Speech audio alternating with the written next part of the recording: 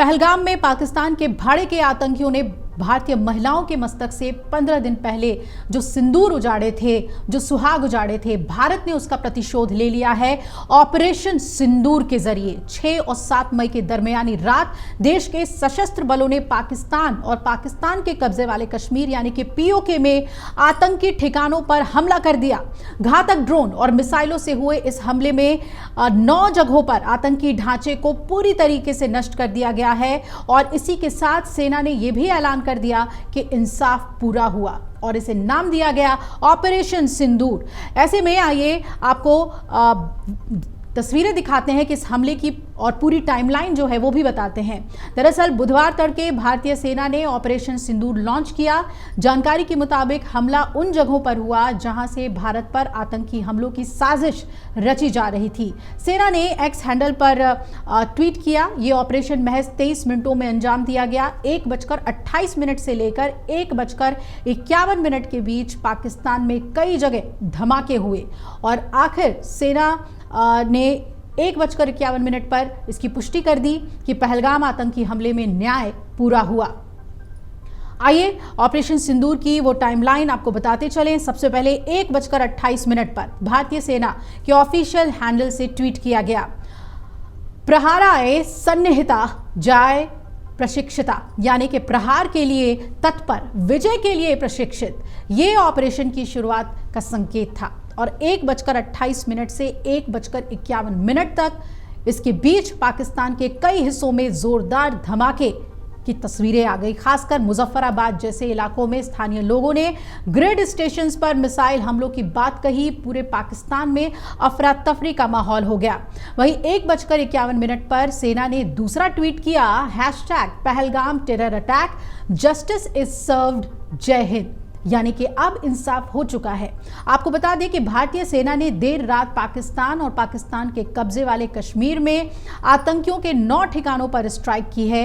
भारतीय सशस्त्र बलों ने इस ऑपरेशन को ऑपरेशन सिंदूर नाम दिया और जो जानकारी सामने आई उसके मुताबिक करीब 1:30 बजे ऑपरेशन सिंदूर के तहत बहावलपुर, कोटली और मुजफ्फराबाद में आतंकी ठिकानों को निशाना बनाया गया है। पहलगाम आतंकी हमले के 15 दिन बाद सेना ने दहशतगर्दों, उनके मददगारों को मुंहतोड़ जवाब दिया और सूत्रों के हवाले से यह भी बताया गया है कि ऑपरेशन सिंदूर के तहत पाकिस्तान और पाकिस्तान के कब्जे वाले कश्मीर में कई ठिकानों पर भारतीय सेना, नौसेना और वायुसेना ने संयुक्त अभियान चलाकर अटैक किया। ये पहली बार था और सेनाओं ने सटीक हमला करने वाले हथियारों का हमला करके दहशतगर्दों को मिट्टी में मिलाने का काम किया है। सेना ने भारतीय जमीन से ही दहशतगर्दों को सबक सिखाने का काम किया। जमीन से ही अटैक किया गया और साथ ही साथ एयर स्ट्राइक भी किया गया। रक्षा मंत्रालय की तरफ से इस पर जानकारी दी गई है और आपको बता दें कि रक्षा मंत्रालय की तरफ से कहा गया है कि कुछ समय पहले भारतीय सशस्त्र बलों ने ऑपरेशन सिंदूर शुरू किया, जिसके तहत पाकिस्तान और पाकिस्तान के कब्जे वाले जम्मू कश्मीर में हमला किया गया और आतंकवादी ढांचे को निशाना बनाया गया, जहां से भारत के खिलाफ आतंकवादी हमलों की योजना बनाई जाती थी और निर्देशित किया गया। रक्षा मंत्रालय के मुताबिक कुल मिलाकर 9 जगहों को निशाना बनाया गया और ये लिखा रक्षा मंत्रालय की तरफ से कि हमारी कार्रवाई केंद्रित प्रकृति में गैर उग्र रही है। किसी भी पाकिस्तानी सैन्य सुविधा को निशाना नहीं बनाया गया, यानी कि उनके मिलिट्री एस्टैब्लिशमेंट पर हमारा अटैक नहीं था। भारत ने लक्ष्यों के चयन और निष्पादन के तरीके में काफ़ी संयम दिखाया है। ये कदम पहलगाम में हुए बर्बर आतंकवादी हमले के मद्देनज़र उठाए गए, जिसमें हमारे 26 भारतीय नागरिकों की हत्या हुई और हम इस प्रतिबद्धता पर खरे उतरे हैं कि इस हमले के लिए जिम्मेदार लोगों को जवाबदेह ठहराया जाएगा।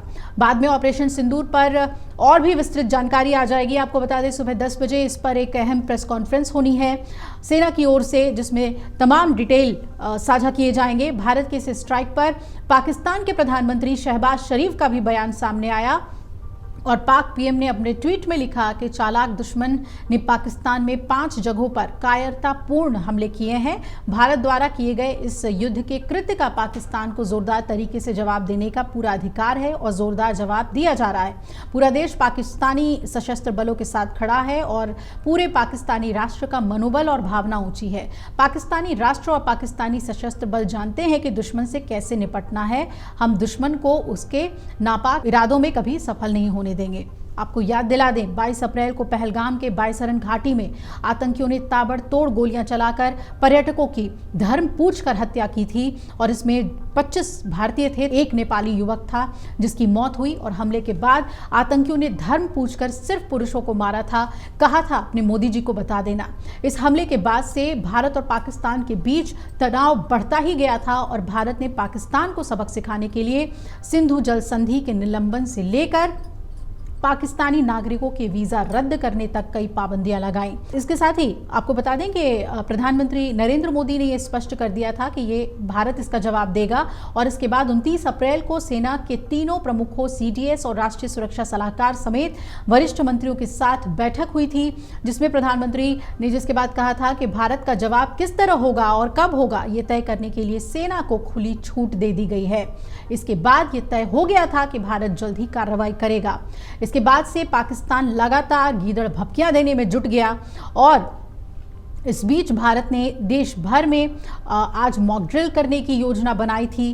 भारतीय सेना ने पाकिस्तान के खिलाफ स्ट्राइक को अंजाम दिया है। भारत के जवाबी पलटवार के बाद पाकिस्तान ने दुनिया के सामने आंसू बहाना शुरू कर दिया है। पाकिस्तानी मीडिया की एक रिपोर्ट के मुताबिक इंटर सर्विसेज पब्लिक रिलेशंस के महानिदेशक लेफ्टिनेंट जनरल अहमद शरीफ चौधरी ने कहा कि दोनों देशों के बीच तीव्र तनाव के बीच भारत ने कोटली, बहावलपुर और मुजफ्फराबाद में मिसाइल हमले किए हैं और ये एक कायरतापूर्ण हमला है। अगर आप ये वीडियो YouTube पर देख रहे हैं तो हमारे चैनल को सब्सक्राइब कर बेल आइकन दबाएं और Facebook पर देख रहे हैं तो हमारे पेज को लाइक करें। 8 मिलियन प्लस सब्सक्राइबर, आपके इस भरोसे के लिए बहुत धन्यवाद।